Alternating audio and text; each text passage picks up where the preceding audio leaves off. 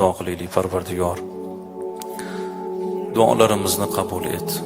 Parvardigor zotingga hamd va sanolar bo'lsin.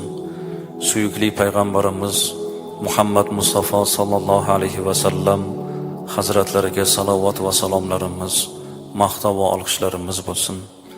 Parvardigor zotingga shukronalarimiz bo'lsin. Sen bizga iymon berding, ibodatingga loyiq ko'rding.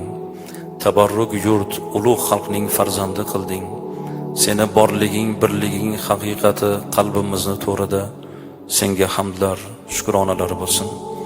Parvardigor, bu kelgan jamoani har birlarini qadamlariga ajrlar bitgin.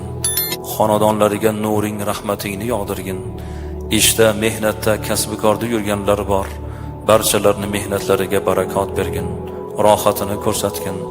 Farzand tarbiya qilmoqdalar bu jamoani barchasi, o'g'il qiz nabiralar tarbiya qilayotgan farzandlarini ardog'ida bo'lishlarini o'zing nasib etgin.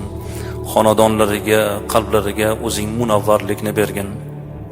Parvardigor, bu bandalaring seni ixlosingni, seni kalomingni butkul yaxshi ko'radigan, qalbini butun vujudi bilan seni kalomingga oshiq bandalar. Ayniqsa mana bugun Ixlos surasiga ixlosimiz oshdi.